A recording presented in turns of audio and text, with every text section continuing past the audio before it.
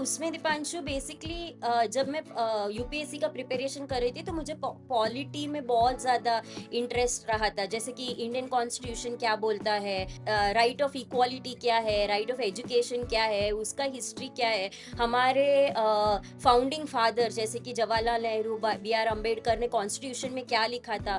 Data आज के ज़माने में पब्लिक पॉलिसी के इसमें भी डेटा की बहुत ज़्यादा, how do you understand data, आप डेटा को कैसे समझते हो, उसको रिप्रेजेंट कैसे करते हो, उसके ऊपर आप किसी गवर्नमेंट को कैसे कन्विंस करते हो। तो और आप अभी तो बहुत सारी चीज़ें टेक्नोलॉजी के ऊपर भी डिपेंडेंट होती है। ऐसे तो सिंपल चीज़ में यही है कि गवर्नमेंट पॉलिसीज निकालती है, उसके बाद कॉर्पोरेट्स, उसके बाद स्टार्टअप्स, सबको इफेक्ट पड़ता है किसी भी पॉलिसी का। तो फिर उसके बाद उसको कैसे इनेबल करे, ये पब्लिक पॉलिसी का काम होता है। Hey everyone, welcome back to Octajam. My name is Dipanshu, graduated from IIT Guwahati and co-founder of Octajam. तो आज का जो पॉडकास्ट है ना बहुत ही इन्फॉर्मेटिव एंड बहुत ही स्पेशल होने वाला है। तो आज का जो गेस्ट है ना बहुत ही स्पेशल गेस्ट है क्योंकि हम लोगों ने एक ही साथ कॉर्पोरेट में काम किया हुआ है और मेरे को बहुत ज़्यादा लर्निंग मिला इनसे। तो मैंने कोशिश किया कि इस पॉडकास्ट के थ्रू आप लोगों को भी मैक्सिमम इनपुट मिल सके। तो इस पॉडकास्ट के अंदर हमने पूरा डिस्कस करके रखा है कि यूपीएससी का प्रिपरेशन का जानने कैसे हेल्पफुल हुआ उनको आगे का करियर पाथ चूज करने में। पब्लिक पॉलिसी में इन्होंने बहुत काम किया हुआ है, तो बहुत कुछ अपने को इन्फॉर्मेशन मिलने वाला है। तो आज हमारे साथ है miss Janisha and currently she is a senior manager of public policy at Kazam EV tech and इसके पहले नमा यात्री में as a public policy manager थे। वहाँ पे उन्होंने काफी ज्यादा अपना इनपुट दिया। फॉर एग्जाम्पल उन्होंने बहुत सारे प्रोग्राम लीड किए जैसे कि महिला शक्ति इलेक्ट्रिक ऑटो ट्रेनिंग प्रोग्राम, तो बहुत ही सक्सेसफुल वो प्रोग्राम था। And last year she was invited as a key speaker for sustainable mobility at Asia Berlin summit 2024 and recently she was invited for Hamburg sustainability conference 2025। तो ये दोनों city Germany में है और वहाँ पे जो कॉन्फ्रेंस हुआ था बहुत ही इंपॉर्टेंट था, खास करके सस्टेनेबल मोबिलिटी के ऊपर डिस्कशन हुआ है। तो इस पॉडकास्ट के अंदर मैंने पूरा इन डेप्थ इन्फॉर्मेशन लेने की कोशिश किया कि अगर हायर स्टडीज करने के बाद, फॉर एग्जाम्पल ग्रेजुएशन के बाद या पोस्ट ग्रेजुएशन के बाद आपको अगर इंटर्नशिप चाहिए,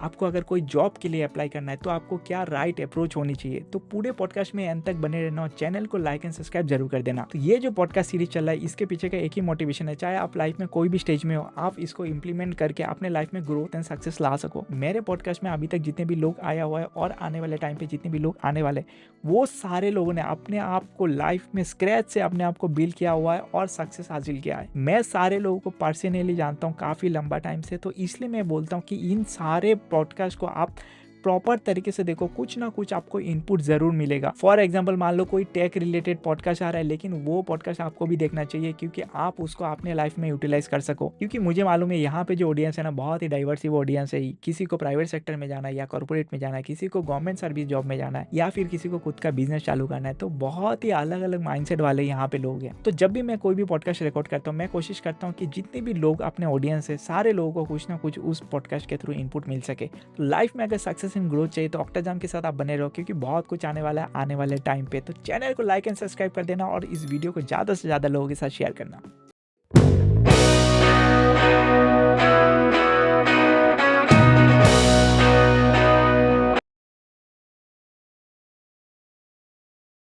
हे everyone, welcome back to Octajam. तो आज हमारे साथ है मिस जनीशा भाई। अपन कॉर्पोरेट में एक साथ काम करते थे, बहुत ही ज़्यादा इनपुट मिलेगा भाई। मेरे को भी बहुत कुछ सीखने को मिला इनसे, बहुत ही इंस्पिरेशन स्टोरी है इनका। तो अपन मैक्सिमम इनपुट्स इनसे लेने की कोशिश करेंगे, है ना। तो मिस जनीशा, एक बार आप मेरे ऑडियंस को एक बार अपना इंट्रो दे दो।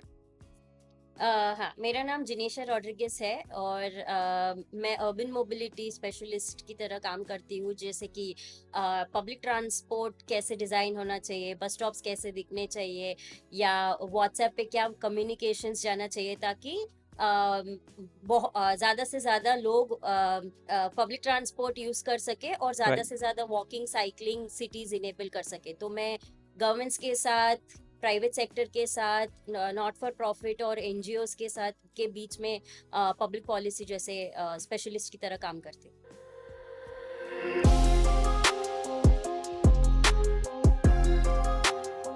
Great great. तो मतलब आपने जैसे बोला मैक्सिमम जैसे पब्लिक पॉलिसी ये सब, तो लेकिन मेरे को जितना आइडिया था कि आपने इंजीनियरिंग भी किया, तो आपका मतलब ओवरऑल मतलब एजुकेशन बैकग्राउंड क्या था? सबसे पहले इंजीनियरिंग किया था, computer science engineering Mumbai university से पास होके। जब मैं इंजीनियरिंग कर रही थी तो मुझे यूपीएससी में बहुत इंटरेस्ट था, तो इसके लिए फिर बाद में मैंने 3-4 साल का यूपीएससी का प्रिपरेशन किया था दिल्ली में। जब यूपीएससी क्लियर नहीं हो रहा था तो मुझे ऐसे लग रहा था कि अभी वापस इंजीनियरिंग में जाए या जो यूपीएससी में पढ़ा है, पॉलिटिक्स, इकोनॉमिक्स, सोशियोलॉजी पढ़ा है, उसी को आगे लेके जाए। तो मैंने उसी को आगे लेना चाहा और मैंने सोचा कि पब्लिक पॉलिसी का कोर्स अभी बहुत ज़्यादा मार्केट में है। ये 2016-17 की बात है। तो तब भी बहुत सारे नेशनल लॉ स्कूल था, टाटा इंस्टीट्यूट ऑफ साइंस था, जेवियर्स कॉलेज मुंबई में जो है वो भी नया नया वो लोग ने पब्लिक पॉलिसी शुरू किया था, तो काफ़ी पब्लिक पॉलिसी के कोर्सेज चालू थे। तो मैंने तो वो मेरा एजुकेशन बैकग्राउंड है। मैंने इंजीनियरिंग इन कंप्यूटर साइंस किया राइट। है, उसके बाद हुँ। नेशनल लॉ स्कूल से masters in public policy in urban governance and urban transport किया है।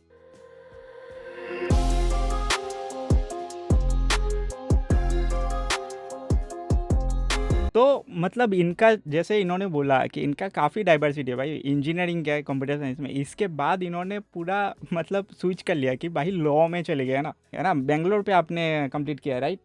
तो हाँ। उसका कोई मतलब स्पेसिफिक एंट्रेंस एग्ज़ाम था, मतलब कैसे उसका मतलब एडमिशन प्रोसेस क्या था आपका उस टाइम?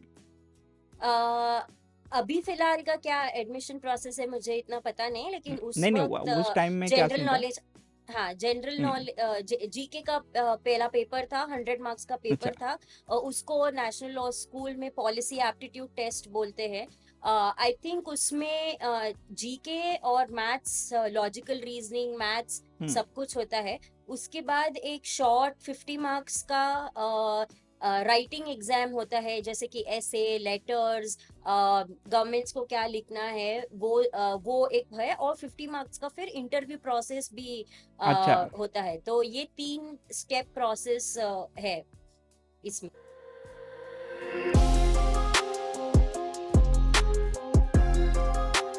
आपने बोला यूपीएससी किया, इसके बाद आपने वो मास्टर्स इन लॉ में कर लिया, तो मतलब ये इंडिया में उस टाइम या फिर भी करंट प्रेजेंट पे, मतलब इसका मतलब मास्टर्स के बाद स्पेशली इन लॉ, तो उसका क्या करियर पाथ होता है आगे का? काफी सारे जन कॉर्पोरेट्स में हुँ। काम करते हैं, जैसे कि पीडब्ल्यूसी है, अच्छा। डेलॉइट है। इस सब में भी ओपनिंग्स होती है पब्लिक पॉलिसी के स्पेशलिस्ट लोगों के लिए। काफी सारे जन एनजीओज में भी काम करते हैं। बहुत से लोग पब्लिक पॉलिसी के स्पेशल हुँ। ऑर्गेनाइजेशंस भी होते हैं, जैसे कि केरला में है सेंटर फॉर पब्लिक पॉलिसी करके है। एनजीओज में काम करते हैं। काफी सारे अभी जो भी कॉर्पोरेट्स आए हैं वो लोग भी पब्लिक रिलेशंस, पब्लिक अफेयर्स के लिए पब्लिक पॉलिसी के लोगों को हायर कर रहे हैं ऐसे। तो हुँ। वो कॉर्पोरेट्स हो गया, स्टार्टअप्स हो गया, एनजीओज हैं, तो काफी सारी डाइवर्स अपॉर्चुनिटीज है। कुछ लोग अपना ही कंसल्टिंग फर्म भी खोल लेते हैं हुँ। किसी भी चीज के लिए। तो मेजरली वो कंसल्टिंग का जॉब मतलब इसके बाद ओपनिंग हो जाता है ना? अ, आप उसको कंसल्टिंग बोल सकते हो, हुँ। बट अलग अलग है। जैसे कि कोई पॉलिसी रिसर्च कर रहा है कि अभी ठीक है। एग्जिस्टिंग हमारे क्या क्या पॉलिसीज है। उसके बाद कोई रिसर्च कर रहा है, कोई मास्टर्स में और भी एजुकेशन हुँ। पॉलिसीज क्या है, हेल्थ पॉलिसीज क्या है, सो वाटर हुँ। पॉलिसीज क्या है। काफी सारे हुँ। सेक्टर्स है, उसको हम स्पेसिफिकली कंसल्टिंग नहीं बोल सकते। समझ गया। एक स्पेसिफिक टास्क होता है, कोई भी सोशल प्रॉब्लम आपको सॉल्व करने के लिए, उसको गवर्नमेंट के साथ, राइट। कॉर्पोरेट्स के साथ, कोई राइट। एनजीओज है, कोई फिलांथ्रोफी ऑर्गेनाइजेशंस है जो फंड दे सकती है, उन हुँ। सबको मिला के कैसे कोई सोशल प्रॉब्लम सॉल्व कर सके, वो चैलेंज होता समझ है गया। Public policy.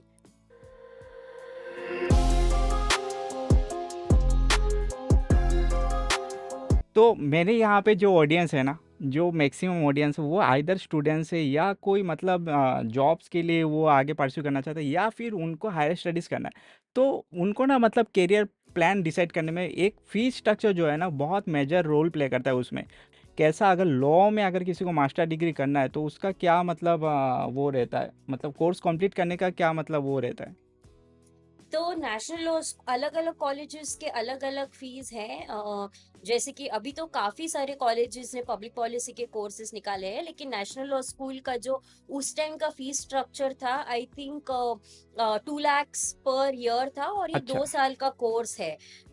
तो इसके लिए भी बहुत से लोगों ने लोन लिया था, जैसे हम्म। मैंने बैंक से लोन लिया हुआ था। अच्छा। काफी actually national law school scholarships भी प्रोवाइड करती है, तो आप हम्म। एडमिशन लेके स्कॉलरशिप के लिए भी एलिजिबल हो सकते हो। तो डिपेंडिंग ऑन आपकी फैमिली इनकम क्या है, उसके ऊपर आपको स्कॉलरशिप्स भी राइट। मिलती है। तो जब मैं पढ़ रही थी तभी तो वो सिर्फ आई थिंक 2.5 lakhs का कोर्स था। अभी शायद 2 lakh पर ईयर हो गया हम्म। है, सो 4 lakhs का कोर्स है ये, और पर सही है। स्कॉलरशिप्स अवेलेबल है। हाँ। सही है, लेकिन आप अगर देखोगे कंपेयर, अगर एमबीए के साथ कंपेयर करोगे तो एमबीए का तो काफ़ी ज़्यादा फीस होता है। तो इसके कंपेरेटिवली अगर मैं देखूंगा कि 2 लाख पर ईयर भी जा रहा है, तो मतलब इसका आरओआई मतलब सही दिख रहा है मेरे को, बहुत ही सही है।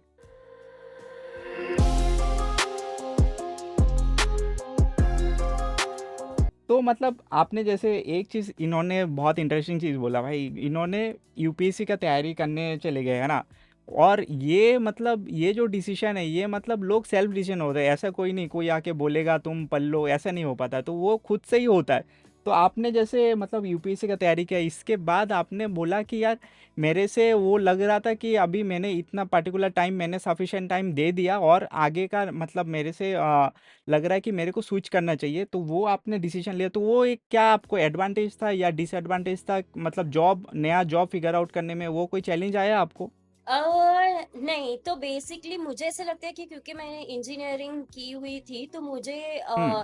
डेटा, आजकल आज के जमाने में पब्लिक पॉलिसी के इसमें भी डेटा की बहुत ज्यादा, how do you understand data, आप डेटा को कैसे हम्म। समझते हो, राइट। उसको रिप्रेजेंट कैसे करते हो, उसके ऊपर आप किसी गवर्नमेंट को कैसे कन्विंस करते हो। तो और आप अभी तो बहुत सारी चीजें टेक्नोलॉजी के ऊपर भी डिपेंडेंट होती है। तो इसके लिए मुझे ऐसा लगता है कि इंजीनियरिंग के बाद मैंने जो पब्लिक पॉलिसी का कोर्स किया था, वो काफी सही रहा मेरे लिए, क्योंकि मुझे ना ही अभी टेक्नोलॉजी से डर लगता है। राइट। कोई नया टेक आया तो मुझे ऐसा नहीं लगता है अरे मैं ये कैसे कर पाऊंगी, या फिर मतलब वो कॉम्बिनेशन हो गया। हाँ, एक अच्छा कॉम्बिनेशन हो गया सोशल साइंस और इंजीनियरिंग का। आप किसी अभी कोई भी अगर सोशल प्रॉब्लम सॉल्व करना है, तो हमेशा जरूरी नहीं है कि टेक्नोलॉजी ही सॉल्व कर सके, उसको अच्छे राइट। पॉलिसीज, अच्छे गवर्नमेंट रूल्स रेगुलेशन से भी सॉल्व कर सकते हैं। सो वो मेरा माइंडसेट आता है कि कहाँ पे टेक यूज कर सके, कहाँ पे टेक नहीं यूज कर सके, कौन से पीपल प्रॉब्लम को टेक के साथ सॉल्व कर सकते हैं, कौन से नहीं।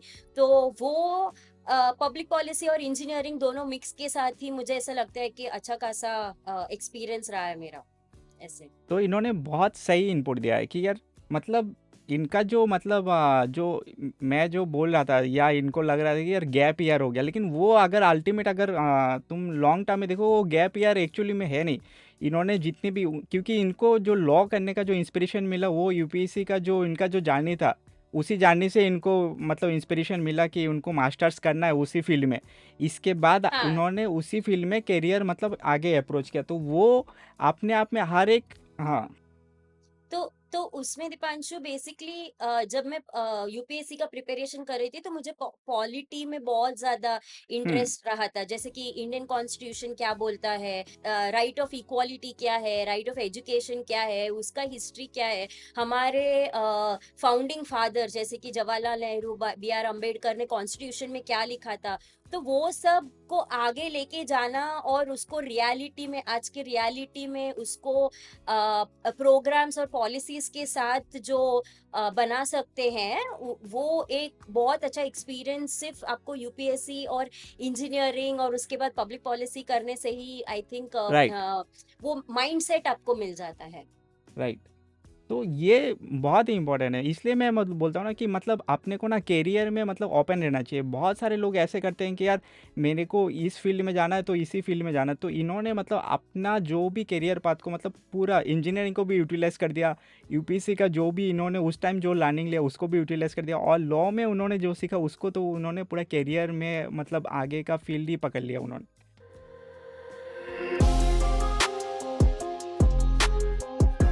तो काफ़ी ज़्यादा मतलब अपने को डाइवर्सिटी देखने को मिला। तो मतलब आपका जो मतलब यहाँ पे मैं एक चीज़ पूछना चाह रहा हूँ, मतलब आपका जो पहला जॉब लगा, क्योंकि बहुत सारे लोगों का यही सीन रहता है कि यार पहला जॉब, क्योंकि ये जो फील्ड है ना लॉ में या स्पेशली ह्यूमैनिटीज़ वाले जितने भी फील्ड है, उनको मतलब इस वाले फील्ड में आने में मतलब इस बात का टेंशन रहता है यार मेरे को आगे जाके जॉब मिलेगा कि नहीं मिलेगा, क्योंकि मैक्सिमम जॉब बोल रहे हैं कि यार इंजीनियरिंग वाले फील्ड में दिख रहा है, क्योंकि टेक जॉब मैक्सिमम रहता है ना मार्केट में, लेकिन लोगों को ये कन्फ्यूजन रहता है कि यार मेरे को करियर में जॉब मिलेगा कि नहीं मिलेगा। इसलिए मैं ये मतलब हाईलाइट करना चाह रहा हूँ कि यार जॉब मैक्सिमम जॉब है मार्केट में, बस तुम्हें राइट अप्रोच पता होना चाहिए। तो इनसे एक बार पूछते हैं यार, मतलब आपका जो पहला जो फर्स्ट जॉब था वो मतलब आपका कैसा था, मतलब ऑन कैंपस था या ऑफ कैंपस, मतलब कैसा लगा था? तो ऑन कैंपस भी काफी सारे अपॉर्चुनिटीज थे, जैसे कि नेशनल लॉ स्कूल में स्टूडेंट अच्छा। लेड प्लेसमेंट कमिटीज भी होती है। तो हुँ। लेकिन वहाँ पे जो आई वो काफी ज्यादा बड़ी कॉर्पोरेट्स थी, और मुझे कॉर्पोरेट्स में अच्छा। इतना ज्यादा काम नहीं करना था फर्स्ट स्टार्टिंग इयर्स में। हुँ। क्योंकि मुझे ऐसा लगता है कि वहाँ पे लर्निंग्स थोड़ी सी कम होती है, मतलब अपने इंटरेस्ट के ऊपर होता है, तो राइट। वो मेरा हुँ। एक्सपीरियंस था। हुँ। तो मुझे कॉर्पोरेट्स में नहीं जाना था, और मुझे NGOs, not for profit, social sector, political parties में काफी ज्यादा इंटरेस्ट था। Again UPSC background, public policy background से, और हुँ। मैंने इंटर्नशिप्स भी काफी सारी की थी। जब मैं पब्लिक पॉलिसी पढ़ रही थी, 2 साल के पब्लिक पॉलिसी में मैं काफी ज्यादा इंटर्नशिप करती थी, पेड अनपेड सब कुछ। काफी सारे रिसर्च प्रोजेक्ट्स भी मैंने लिए थे, तो उसी की वजह से मुझे एक और अपॉर्चुनिटी आई। वो मैं इंटर्नशिप्स के थ्रू ही मुझे वो अपॉर्चुनिटीज आई राइट। कि आप आगे काम करना चाहते हो क्या। समझा। तो इनका जो इन्होंने जो बोला इसमें मैं एक चीज़ ऐड कर देता हूँ, है ना? कि इन्होंने बोला यार मेरे को मतलब कॉर्पोरेट में जो ऑलरेडी मतलब बिग जायंट्स है उन पे मेरे को नहीं जानना है, उन पे मेरे को एक्सपीरियंस कम मिल सकता है। तो ये इनका कहने का ये मतलब था कि यार जितने भी मतलब जैसे-जैसे कंपनी बड़े हो जाता है ना, उनका बहुत मतलब स्ट्रक्चर बन जाता है कि भाई स्पेसिफ़िक यही चीज़ करना है, पूरे साल में मेरे को ये चीज़ रहता है, बहुत स्पेसिफ़िक रहता है। लेकिन जो कंपनी अभी नया-नया स्टार्ट हो रहा है, जो कुछ साल हुआ है इनका मतलब स्टार्टअप टाइप का जितने भी कंपनीज़ होते हैं ना, उन पे क्या होता है ना कि यार बड़े कंपनीज़ में जितना काम होता है उससे 10x काम होता है यहाँ पे। तो ग्रोथ अपॉर्च्युनिटी जो लर्निंग अपॉर्च्युनिटी रहता है ना कि मैक्सिमम स्टार्टअप्स में रहते हैं। तो इनका कहने का यही मतलब था यार मेरे को ऐसे जगह पे जाना है जहाँ पे मेरे को मैक्सिमम मतलब मेरे को इनपुट मिल सकते हैं, मैक्सिमम लर्निंग मिल सकते हैं। तो ये हाँ। बहुत ही सही चीज़ इन्होंने बोला। तो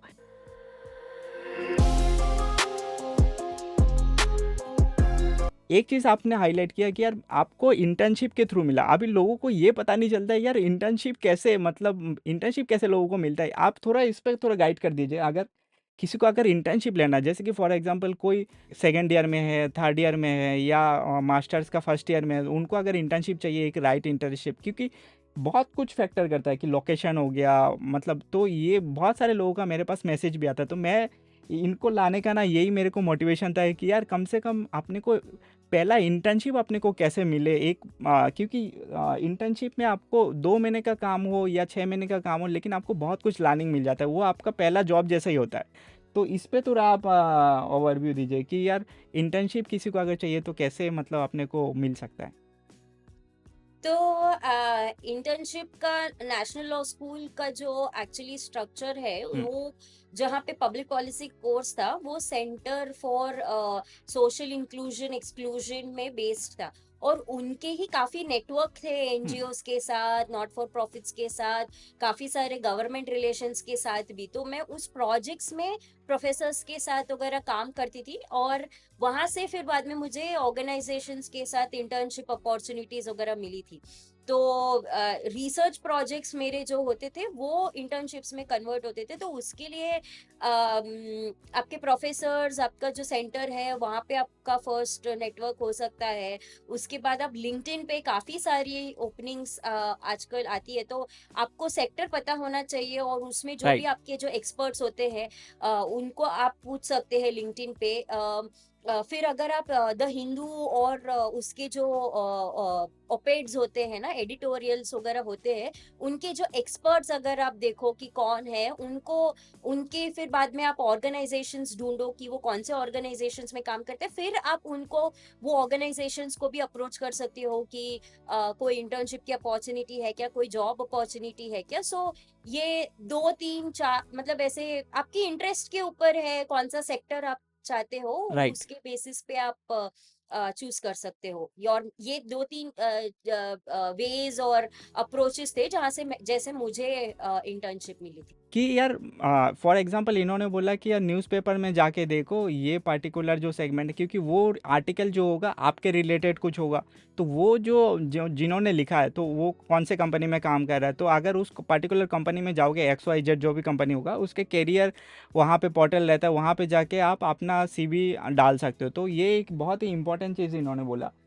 ये मेरे को भी पहली बार सुनने को मिला कि न्यूज़पेपर ओह। में आर्टिकल जाके देखो, ये बहुत ही इंटरेस्टिंग चीज़ है। मैं तो ऐसे करता हूँ कि फॉर एग्जांपल मेरे को अगर कोई भी मतलब IT जॉब में अगर जाना है तो मैं बोलूँगा यार टॉप 100 कंपनी देख लो, आपके एक्सेल शीट में हो जानी चाहिए, इसका कैरियर पोर्टल आपके पास होना चाहिए।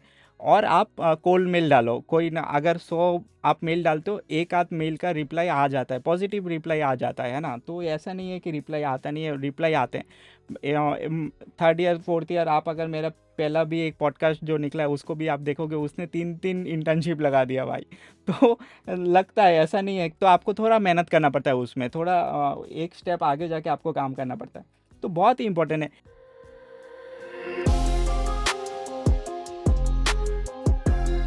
क्योंकि बहुत सारे ऐसे ऑडियंस है ना, आपका ये पॉडकास्ट देखने के बाद बहुत लोग ये सोच रहा होगा कि मेरे को पब्लिक पॉलिसी में एक बार देखना चाहिए। बहुत सारे ऐसे भी लोग होंगे जो ऑब्वियसली इस पॉडकास्ट के बाद जाके एक बार क्रॉस चेक जरूर करेगा कि यार पब्लिक पॉलिसी क्या है। तो आप एक बार मेरे को ना थोड़ा इतना टेक्निकल नहीं होने से भी थोड़ा बेसिक से बहुत सिंपल तरीके से आप थोड़ा अगर एक्सप्लेन करोगे कि यार एग्जैक्टली पब्लिक पॉलिसी क्या होता है, उसमें क्या कैसा टाइप का काम रहता है, तो उसको थोड़ा आप अगर एक्सप्लेन करोगे तो बहुत ही सही रहेगा। तो मेनली गवर्नमेंट पॉलिसीज लेके हम्म। आती है। और जैसे कि अभी नेशनल एजुकेशन पॉलिसी हो गई या नेशनल वाटर पॉलिसी हो गई, किसी भी चीज के लिए एक पॉलिसी आती है और वो पॉलिसी सिर्फ एक विजन डॉक्यूमेंट होती है। मतलब गवर्नमेंट क्या हम्म। करना चाहती है वो प्रॉब्लम सॉल्व करने के लिए, या उनका क्या अप्रोच है वो। तो ये सिर्फ विजन डॉक्यूमेंट, लेकिन उसके बाद आता है कि आप क्या प्रोग्राम्स निकालते हो, क्या लॉज निकालते हो, किस तरीके से आप स्कीम्स निकालते हो, कहाँ पे बजट, बजट में आप कितना पैसा देते हो। तो ये सब जानना एक पब्लिक पॉलिसी पर्सन का, आई मीन उसका नॉलेज सेक्टर यूज होता है राइट। वहां पे। ऐसे तो सिंपल चीज में यही है कि गवर्नमेंट पॉलिसीज निकालती है, उसके बाद कॉर्पोरेट्स, उसके बाद स्टार्टअप्स, सबको इफेक्ट पड़ता है किसी भी पॉलिसी का। तो फिर उसके बाद उसको कैसे इनेबल करे, ये पब्लिक पॉलिसी का काम होता है। राइट। तो इन्होंने जैसे बोला, मैं एक आध मतलब मेरे को अभी जैसे बोला, तो एक एग्जांपल मेरे को रिसेंटली क्लिक किया। जैसे कि फॉर एग्जांपल इन्होंने बोला कि गवर्नमेंट का जैसे पॉलिसी आएगा उसको स्टार्टअप से कॉरपोरेट में कैसे इम्पेक्ट करता है। फॉर एग्जांपल मान लो कोई भी गवर्नमेंट ने बोला कि यार इस पार्टिकुलर आने वाले टाइम पे अपन रोड कंस्ट्रक्शन में अपन ये इतना बजटिंग होगा, राइट। तो आप मेरे को करेक्ट करना अगर मैं उसमें सही नहीं हूँ, है ना। तो बजटिंग का निकला, तो इससे क्या होगा ना, अभी जो भी मतलब फॉर एग्जांपल रॉ मटेरियल का कोई इंडस्ट्री है तो उसको भी पता चल जाएगा कि यार मेरे को आगे जाके ये प्रोजेक्ट्स मिल सकता है, तो उस हिसाब से अप्रोच करेगा, उस हिसाब से काम करेगा। तो ओवरऑल जो इंडस्ट्री होगा, इसके बाद वो रोड कंस्ट्रक्शन हुआ तो आजू बाजू में अगर कोई होटल है उसका भी इंफ्रास्ट्रक्चर बिल्ड होना है, तो ऐसे करके पूरा इकोसिस्टम बिल्ड हो जाता है। तो यही यही अप्रोच रहता है, राइट। इसी से ऐसे ही हाँ इम्पैक्ट होता है, राइट। हाँ राइट, हाँ। करेक्ट। राइट।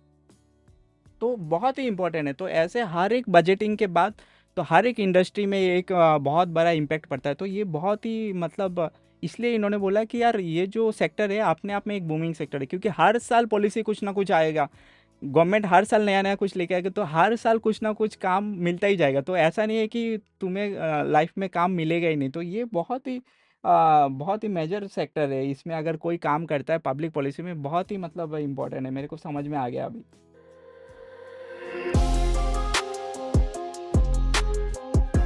नहीं, फॉर एग्जांपल अभी तक हम अपन ने जितने भी डिस्कशन किया, आपने बोला यार पब्लिक पॉलिसी अपने आप में एक मतलब बूमिंग सेक्टर है, तो इजीली मतलब अगर कोई इसमें राइट डायरेक्शन पे मेहनत करता है तो उसको जॉब मिलना चाहिए, राइट। तो मतलब लेकिन फिर भी अपन देखते हैं कि इंडिया में ऐसे मैक्सिमम लोग क्या कर रहे हैं ना कि उनको जॉब मिल नहीं रहा है, राइट। तो क्या सीन है, मतलब क्या रीज़न कुछ है जो जॉब नहीं मिल रहा है, या फिर मतलब जॉब मिलना आसान है, लोगों को राइट अप्रोच नहीं मिल रहा है, तो मतलब क्या मतलब दिक्कत कहाँ पे आ रहा है?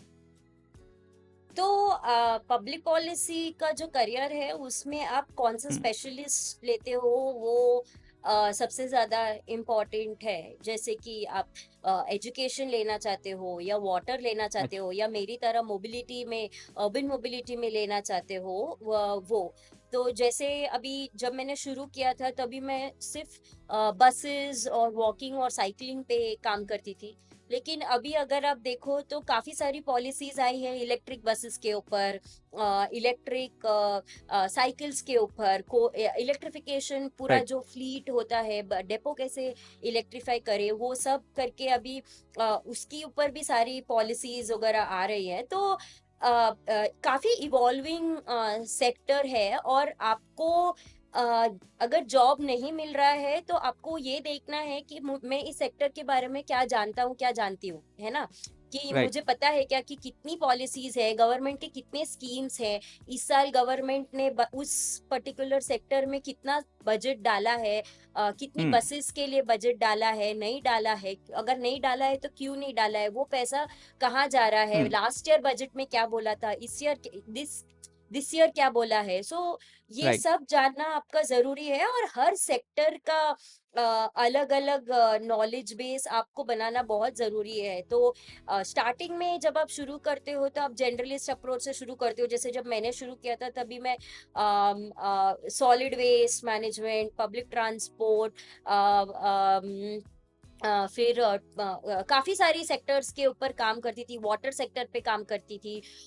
उसके बाद से जब मैंने वॉलंटियर शुरू किया, उसके बाद से जब मुझे बसेस में ज्यादा इंटरेस्ट हुआ, तो मैंने फिर बाद में अपना एक्सपर्टीज बनाना शुरू किया। और राइट। अभी फिर वापस इलेक्ट्रिक के ऊपर आता है। तो मुझे बार बार हर 3-4 साल में रीस्किल तो करना पड़ता है कि गवर्नमेंट की क्या राइट। पॉलिसीज आए हैं, कैसे। तो आपको देखना पड़ेगा उस सेक्टर का क्या नॉलेज है, और उसके ऊपर से आपको पढ़ के फिर बाद में आपको हम्म। बताना पड़ेगा। आप रिसर्च पेपर लिख सकते हो, आप ओपेड्स लिख सकते हो, इस तरह से आप आपकी खुद की विजिबिलिटी बढ़ा सकते हो अगर आपको जॉब्स नहीं हम्म। मिल रही हैं तो। या फिर आप लिंक्डइन पे आर्टिकल्स लिख सकते हो, लिंक्डइन पे पोस्ट लिख सकते हो। आपको आपको किस चीज पे पैशन है, उसको कैसे सॉल्व कर सके। अगर आपको वो माइंड सेट दिखाना जरूरी है कि मैंने एक सोशल प्रॉब्लम देखा है और मुझे ऐसे लगता है कि ये हम ऐसे सॉल्व कर सकते हैं, है ना। तो वो लिंक्डइन पे, न्यूज़पेपर आर्टिकल्स पे, रिसर्च पेपर्स वगैरह से आप लिख के फिर बाद में उसको बढ़ावा दे सकते हो। राइट। तो इन्होंने बहुत कुछ कवर किया है, राइट, बहुत ही शॉर्ट में बहुत कुछ कवर कर दिया है। इन्होंने क्या क्या बोला यार, आप फॉर एग्जांपल मैं इसमें थोड़ा ऐड ऑन कर देता हूँ। इन्होंने बोला यार किस फॉर एग्जांपल कोई ऐसा कैंडिडेट है जिसको जॉब नहीं मिल रहा है, या वो थर्ड ईयर में वो सोच रहा है कि आगे जाके मेरे को इस पर्टिकुलर फील्ड में जॉब चाहिए, तो आपका क्या अप्रोच होना चाहिए? पहला जो इन्होंने बोला कि कोर नॉलेज आपको स्ट्रांग होना चाहिए, कि यार बेसिक जो आपका, जैसे कि इन्होंने वेस्ट मैनेजमेंट के ऊपर बात किया, इन्होंने मोबिलिटी के ऊपर बात किया, तो आपका जो कोर फील्ड है वो हो गया आपका नॉलेज बेस्ड। ये आपको पता होनी चाहिए कि भाई आप अपने फील्ड में एक्सपर्ट हो, ठीक है ना। आपके जो भी जनरल नॉलेज है, जो भी इसके टेक रिलेटेड जो भी काम चल रहा है, वो आपको थोड़ा बहुत आइडिया होनी चाहिए। सेकंड लेवल आपको क्या करना चाहिए कि कम्युनिकेशन। आप कम्युनिकेशन किस लेवल का कम्युनिकेशन? लिंक्डइन के थ्रू आप अपने आप को प्रेजेंट कर रहे हो, है ना। कम्युनिकेशन ये बहुत ही इंपॉर्टेंट है। लोगों को लगता है कि यार आपका स्पीकिंग ही सिर्फ नहीं है, ठीक है, उसमें आपका सीवी बिल्डिंग हो गया, आपका ओवरऑल बिल्डिंग हो गया, आप कुछ एनजीओ में आप काम कर रहे हो, है ना। जॉब के अलावा भी ये सब फ्री में आप कर सकते हो। किसी भी एनजीओ में आप जाओगे, बोलोगे सैटरडे संडे मेरे को कुछ इनपुट देना है, तो वो आपने आपको जो भी एक्टिविटी है उसमें कुछ ना कुछ आपको काम दे ही देगा वो। इसके बाद आप लिंक्डइन में आप उसको पोस्ट कर सकते हो, उस पार्टिकुलर ऑर्गेनाइजेशन के जो भी एनजीओ है या जो भी सोशल सर्विस है, उस पर आप जो भी काम करोगे उसको आप रिस्ट्रक्चर करके आप अपने सोशल मीडिया प्लेटफॉर्म पे आप इसको रिस्ट्रक्चर कर सकते हो। इसके बाद मैंने जो इंटर्नशिप के लिए जो अप्रोच बोला कि ये कंपनी से, ये ऑर्गेनाइजेशन है, उस पर्टिकुलर ऑर्गेनाइजेशन के थ्रू आपने जैसे इंटर्नशिप के लिए अप्लाई किया, सिमिलरली आप प्लेसमेंट के लिए भी अप्रोच करोगे, राइट।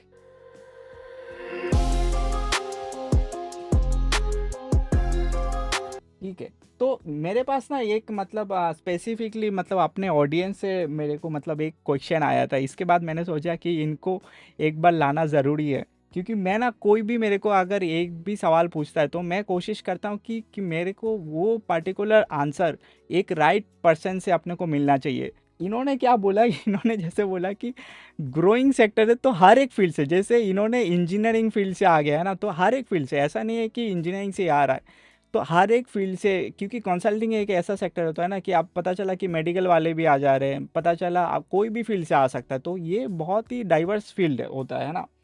तो अगर तो कंपटीशन बहुत ही हाई है पर्टिकुलर फील्ड में।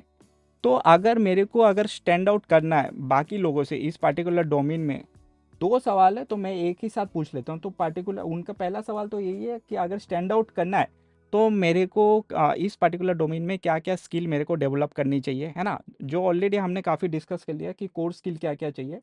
सेकेंडली उन्होंने ये पूछा कि यार मेरे को स्टार्टिंग पे इनिशियल करियर में अगर ग्रोथ चाहिए या एंट्री चाहिए तो मुझे कैसे कैसे टाइप के ऑर्गेनाइजेशन या कौन से सेक्टर्स को मेरे को टारगेट करना चाहिए। ये मतलब मेजर दो सवाल थे।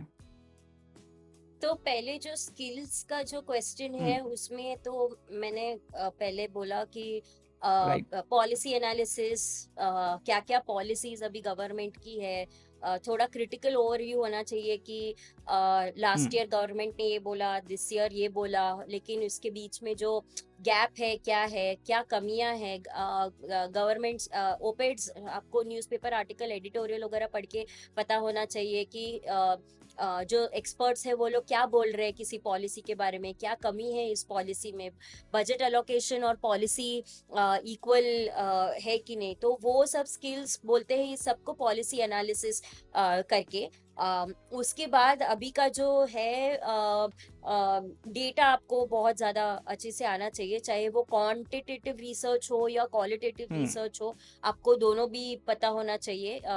इसको आप कैसे क्वेश्चंस फ्रेम कर सकते हो किसी भी चीज का इनपुट लेने के लिए, चाहे वो गवर्नमेंट से हो, चाहे वो पब्लिक से हो, चाहे वो आपके स्टार्टअप से भी क्यों ना हो, व्हाट टाइप ऑफ क्वेश्चंस आप पूछो। Data right. दो तरह के से आप देखना जरूरी है, क्वालिटेटिव और क्वांटिटेटिव दोनों। सो ये भी आपकी एक स्किल होती है जो होनी चाहिए। सो मैं बोलूँ तो ये दो प्राइमरी स्किल्स है जो आपको पता होना चाहिए। और उसके बाद आया आपका आपने जो अगला क्वेश्चन पूछा कि कहाँ से शुरू करें, है ना। राइट। कि अम, टारगेटिंग ऑर्गेनाइजेशन या टारगेटिंग ऑर्गेनाइजेशन, तो आप कंपनीज बहुत सारे हैं, लेकिन सेक्टर क्या होनी चाहिए, कम से कम पुश मिल जाए उनको, है ना।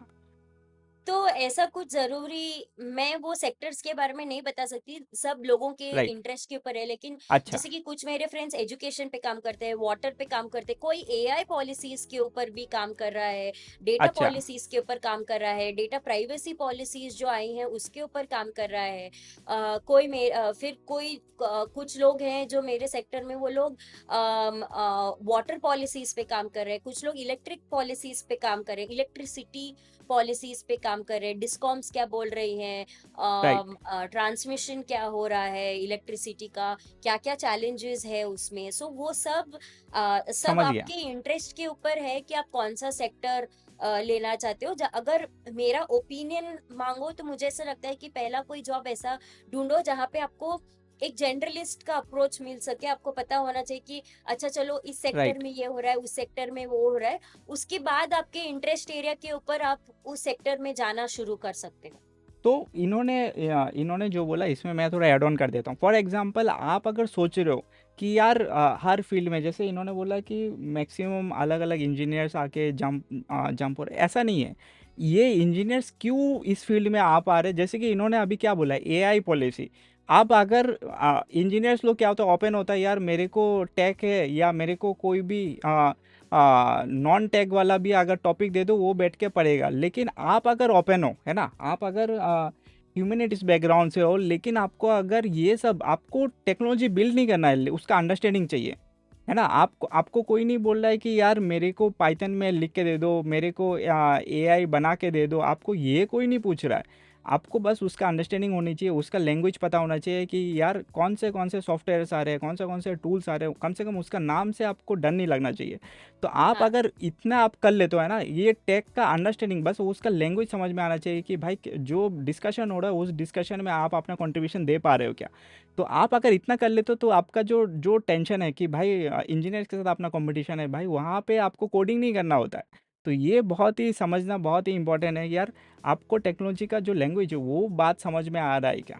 तो इसमें हाँ, अगर आप आगे बढ़ते हो है ना, आपको इसमें फ्लेक्सिबिलिटी रहना पड़ेगा, तो आपको ये जो कंपटीशन है तो वो दिमाग से हट जाएगा कि यार इंजीनियर के साथ कंपटीशन है। तो ऐसा नहीं है, ऐसा बिल्कुल भी नहीं है।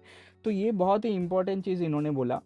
तो इसके बाद तो अपने को एक चीज़ देखने को मिला यार, इनका जो सबसे बड़ा आप अगर देखोगे ना कि जो यूपीएससी का जो जर्नी था, इसी से रिफ्लेक्शन दिखता है कि भाई इनका जो काम करने का जो तरीका है कि यार आर्टिकल मेरे को पढ़ना है, न्यूज़पेपर पढ़ना है, कि ये सारे चीज़ हैबिट उन्होंने उसी जगह से मेरे को लग रहा है कि बिल्डअप हुआ है, क्योंकि ये मुझे पूरा रिफ्लेक्शन उसी पॉइंट से लग रहा है कि उसी जगह से इन्होंने उठाया है कि अप्रोच ये होना चाहिए कि पॉलिसीज पढ़ने का जो रीडिंग हैबिट जो है उन्होंने वही से लिया हुआ है।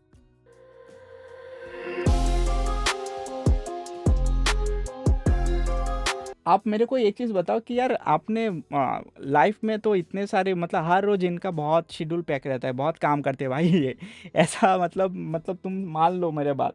तो जो इतना जो चैलेंज होता है हर रोज़, तो मतलब आप कैसे मैनेज कर पाते हो उसका मतलब क्या मतलब आपका अप्रोच क्या रहता है? कभी भी इनसे बात करोगे तो हमेशा एक्टिवली बैठेगा, स्माइल के साथ बोलेगा कि भाई दीपांशु बढ़िया, बहुत बढ़िया चल रहा है। लेकिन इनके पास भाई 10 काम रहते हैं, बहुत ही इनका पैक शेड्यूल रहता है। तो आप कैसे मैनेज करते हो, मतलब ये जो मैनेजमेंट होता है वो कैसे करते हैं? क्योंकि यहाँ पे मेरे जो जितने भी बच्चे हैं ना, वो फर्स्ट ईयर सेकंड ईयर में आके पढ़ाई में टेंशन में आ जाते हैं, बोले स्ट्रेस हो जा रहा है। तो कॉर्पोरेट में जाने के बाद उनको तो भाई 10x काम करना पड़ेगा। तो आप थोड़ा इसमें थोड़ा हाईलाइट कर दो कि मतलब आप कैसे मैनेज करते हो।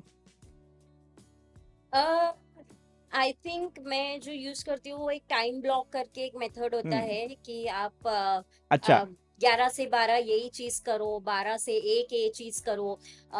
कोई भी चीज को आप मल्टीटास्किंग बोलते हैं, लेकिन मल्टीटास्किंग बहुत से जन नहीं कर पाते, और मल्टीटास्किंग काफी ज्यादा काम भी बहुत अच्छे से नहीं होता। तो राइट। कोई एक स्ट्रक्चर बना के अगर रूटीन जैसे अगर आप हो, तो मैं काफी सारी चीजें करती हूँ। जैसे कि अभी भी मैं वॉलंटियर वॉलंटियर करती हूँ सैटरडेज को, कहीं पे भी जहाँ से हम्म। मैंने अपना करियर शुरू किया था वहां पे भी जाके वॉलंटियर करती हूँ। लेकिन जब वॉलंटियरिंग से जो काम आता है उसके लिए फिर बाद में मैं संडे सुबह या संडे को टाइम ब्लॉक कर देती हूँ ना, तो हम्म। उसके हिसाब से फिर बाद में बाकी सारा काम उसके आसपास शुरू होते हैं। तो टाइम ब्लॉक का जो मेथड है आप गूगल करके पढ़ सकते हो। ये भी राइट। मैंने यूपीएससी के टाइम पे ही पढ़ा था कि मतलब सुबह मॉर्निंग 7 से लेके 10 तक मैं ज्योग्राफी पढ़ूंगी, उसके बाद शायद पॉलिटी पढ़ूंगी। ये नहीं कि हम्म। मैं ज्योग्राफी और पॉलिटी दोनों साथ में पढ़ूंगी ना। जैसे पूरा 15 दिन के लिए अगर मैंने ज्योग्राफी लिया है तो मैं उसी वही ज्योग्राफी ही पढ़ूंगी ऐसे। तो राइट। वही सारी हैबिट्स मैंने अभी भी कैरी फॉरवर्ड की है, और उसकी वजह से मुझे ऐसा लगता है कि काफी सारी चीजें एक्सपीरियंस करने मिलती है काम में। वॉलंटियरिंग भी करने को मिलता है कुछ, कहीं स्पीकर इनविटेशन हो तो हम्म। उसके लिए भी जाने को मिलता है। तो वो सब है। Time block right. मेथड करके एक है, वो आप सब लोग पढ़ सकते हो उसके बारे में और इम्प्लीमेंट कर सकते हो। तो इन्होंने इन्होंने जो बोला, मैं थोड़ा सिंपल तरीके से बताता हूँ, अगर किसी को गूगल भी नहीं करना है तो मैं जैसे जब काम करता था ना, कैसे मैं बहुत ऑब्जर्व करता था, मैं हर किसी को मतलब मैं ऐसा कोशिश करता हूँ कि हर किसी से कुछ एक चीज़ तो उठा लूँ भाई, इनसे कुछ पॉजिटिव कुछ मिल रहा है, एक एक चीज़ सबसे उठा लो और कुछ नया अपने में मिक्स करके कुछ नया देख लो कि भाई इससे अपन क्या कर सकते हैं। तो इनका जो प्रोसेस रहता है ना, बहुत स्ट्रक्चर रहता है। सुबह उठ के लिख लेगा कि भाई ये 10 चीज़ है, ये 10 चीज़ क्लोज हुआ है कि नहीं, शाम को देखेगा, क्रॉस चेक करेगा, अगर नहीं क्लोज हुआ है तो कल सुबह उसको पुश करेगा कि भाई ये कल देखना है, ये चीज़ होना चाहिए। तो इनका बहुत ही ऑर्गेनाइज रहता है भाई। और मैं एक और चीज़ ऑडियंस को बताता हूँ भाई, मेरे आज के डेट में मैं 1 साल में मतलब मेरा यहाँ पे स्टार्टअप में इतना सारा मतलब काम हुआ है ना, और सारा चीज़ ऑर्गेनाइज करने का इनका पास कुछ एक फॉर्मूला था, मैंने उसको वहाँ से उठा के लाया और इसी को मैं इम्प्लीमेंट कर करके मेरा जितने भी मतलब ऑक्टाजाम का जितने भी डॉक्यूमेंट का जितने भी रिस्ट्रक्चर होता है ना भाई, इनके प्रोसेस से रिस्ट्रक्चर करते हैं अपन कि भाई ऐसे ऐसे डॉक्यूमेंटेशन मैनेज करो, ये चीज़ करो। और इन्होंने जैसे बोला कि सुबह उठ के मेरा आज भी बोर्ड में लिखा हुआ है कि भाई ये 10 चीज़ आज ये क्लोज होना चाहिए, ये ऐसे ऐसे होता है। तो इन्होंने जो टाइम ब्लॉकिंग वाला प्रोसेस बोला है ना, ये बहुत सुनने में बहुत ही सिंपल लग रहा होगा, लेकिन ये बहुत ही हेल्पफुल है, हर रोज़ मतलब काम आता है मेरे को। हर रोज़ मैं आज भी मतलब इनका जो प्रोसेस है कि सुबह उठ के लिख लेता हूँ भाई डायरी में, ये चीज़ है, ये 5 हाँ, चीज़, और मैं ज़्यादा मत लिखो, मिनिमम चीज़ लिखो ताकि वो क्लोज़ हो जाए। मतलब तुम खुद को ज़्यादा चीज़ दे दोगे, ओवरलोड दे दोगे, तो वो जो 5 चीज़ लिखा ना वो मतलब राइट डायरेक्शन में क्लोज़ नहीं होगा। तो एक चीज़ हाँ, पकड़ो, उसको पूरा प्रॉपर तरीके से, मतलब ऐसा लगना चाहिए कि भाई इसमें मतलब बाकी लोगों का फीडबैक आने के पहले तुम खुद को 10 बार फीडबैक दे दो कि भाई ये चीज़ है, इसमें और करेक्शन कर सकते हैं। तो बहुत ही इंपॉर्टेंट है, बहुत ही हेल्पफुल है तो ये। तो तो दीपांशु, हाँ, उसके हम्म ऊपर मैं थोड़ा ऐड करना चाहती हूँ। आई थिंक वो चीज हम्म मैं भूल गई थी कि मेरी एक बहुत लंबी लिस्ट होती है कि क्या क्या मुझे सब लोगों ने क्या क्या काम दिया है।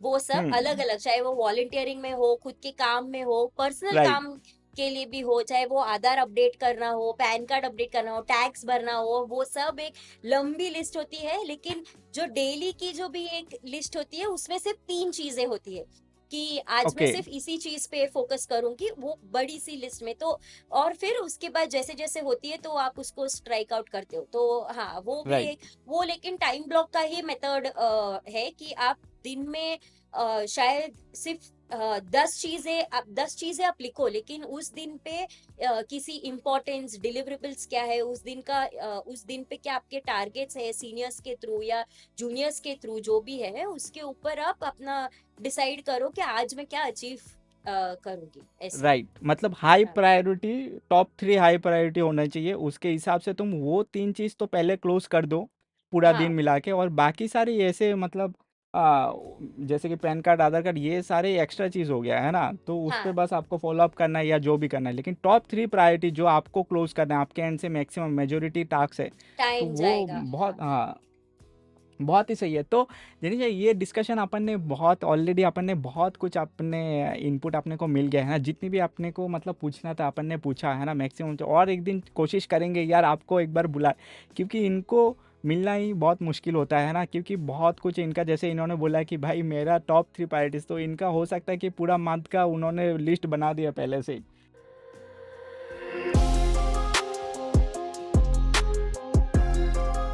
तो एक बार कोई फाइनल मैसेज, मतलब मेरे जितनी भी ऑडियंस है उनको, या कि बहुत सारे ऐसे लोग हैं जिनको जॉब करना है आगे जाके, बहुत सारे ऐसे लोग हैं जिनको यूपीएससी का भी तैयारी करना होता है, बहुत सारे ऐसे अलग अलग ऑडियंस होते हैं ना, तो कोई फाइनल मैसेज आपके तरफ से, मतलब लोगों को कैसे मतलब मोटिवेट रहना है अपने थ्रू आउट द करियर में, चाहे कुछ भी हो जाए ना।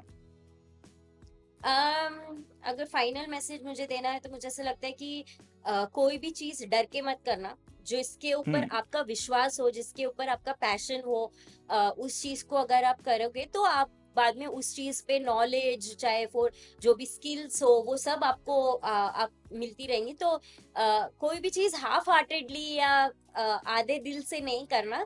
आपको जो पसंद है उसी पे करियर बनाना शुरू करो, चाहे वो स्मॉल स्टार्टअप के साथ हो, चाहे वो वॉलंटियर से हो। कोई भी काम छोटा बड़ा नहीं होता, स्पेशली जब आप शुरू करते हो। तो ये मत देखो कि अच्छा ये चीज अच्छी है नहीं है, क्या है, वो मेरा है बहुत ही सही है, ऐसे। बहुत ही सही है। इन्होंने इन्होंने जो बोला कि यार डर के मत चालू करो, ये इस पे मैं बोलता हूँ भाई, मेरा जितनी भी काम रहता है मतलब आज तक, मतलब ऑलमोस्ट अभी 1 साल होने को जा रहा है, जिस दिन मैं स्टार्टिंग किया था तो मेरे पास कुछ नहीं था, मतलब ब्लैंक पेज में मैंने स्टार्ट किया था कि भाई क्या विजन होगा, क्या करेंगे, अपने को कुछ आइडिया नहीं था, बस एक दो लाइन पॉइंटर्स लिख लिए थे कि भाई ये चीज़ चालू करेंगे। और क्योंकि अपने को एक अंदर से कहीं ना कहीं से वो कोर नॉलेज तो रहता है कि अच्छा ये चीज़ अपन डिलीवर कर सकते हैं, तो उसके ऊपर मतलब खुद का मतलब वो ट्रस्ट बिल्ड होना बहुत ही ज़रूरी है कि यार तुम कर सकते हो बोल के। तो इसमें टेंशन वाली कोई बात नहीं रहता है, और काम जैसे जैसे करते जाओगे आपको पता चलता जाएगा एग्जैक्टली क्या हो सकता है और क्या इम्प्रूवमेंट ला सकते हो, तो डरने का कोई सीन ही नहीं है। इन्होंने भाई यूपीएससी का जो इन्होंने एक्सपीरियंस बोला कि इन्होंने भाई यूटिलाइज़ किया, फुल यूटिलाइज़ किया कि करियर में आगे उन्होंने भले ही उसको मतलब एग्ज़िट कर दिया वहाँ से, लेकिन कॉरपोरेट में आके उन्होंने पूरा आगे इसमें मास्टर्स किया, इसके बाद उन्होंने कॉरपोरेट में भी जॉब किया और अभी भी काम कर रहे हैं, तो ये बहुत ही ज़्यादा इम्पोर्टेंट है। और करियर में क्या होता है ना कि ये अगर लॉन्ग टर्म में आप देखोगे ये एग्ज़ाम्स बहुत ही माइनर चीज़ हो जाता है। अगर बहुत सारे ऐसे बच्चे हैं ना, कि जेनिशा मैं बार बार यूपीएससी का बोल रहा हूँ क्योंकि बहुत सारे ऐसे रिसेंटली जेडब्ल्यू का एग्ज़ाम गया जो इंजीनियरिंग का एग्ज़ाम होता है, तो बहुत सारे बच्चे ऐसे डिप्रेस में चले जाते हैं यार, वो बस 11 12 का एग्ज़ाम है, तो 11-12 का इसके बाद नीट का एग्ज़ाम है, मेडिकल का एग्ज़ाम गया है रिसेंटली, तो बहुत सारे बच्चे ऐसे अपसेट हो जाते हैं, डिप्रेस हो जाते हैं, यार मेरा तो लाइफ ही ख़त्म हो गया, उनको ऐसा लगता है। तो ये रियलिटी चेक देने के लिए मैं इनको स्पेशली बुलाया कि यार ये इम्पोर्टेंट है समझना कि करियर वो तुम्हारे ऊपर डिपेंड है। अगर तुम बोलो कि स्टॉप हो गया तो स्टॉप हो जाएगा भाई, तुम्हें अगर आगे बढ़ने का रास्ता ऑटोमेटिक मिलेगा अगर तुम उसको कंटिन्यू करोगे। तो वो बहुत ही ज़्यादा इंपॉर्टेंट है समझना कि भाई एग्ज़ाम्स अगर लॉन्ग टर्म में देखो कि बहुत ही एक माइनर फैक्टर है, लेकिन आप लाइफ में अगर कर रहे हो तो उसको बहुत ईमानदारी से करो। तो ये बहुत ही ज़्यादा अपने को इम्पोर्टेंट इन्होंने बोला कि जो डरना नहीं है, काम करते रहो बस, है ना? तो बहुत ही इंपॉर्टेंट। तो थैंक यू जनीशा कि आप यहाँ पे आए और बहुत ज़्यादा अपने को इनपुट मिला है ना। Thank you once again Janisha. Thank you Deepanshu, thank you.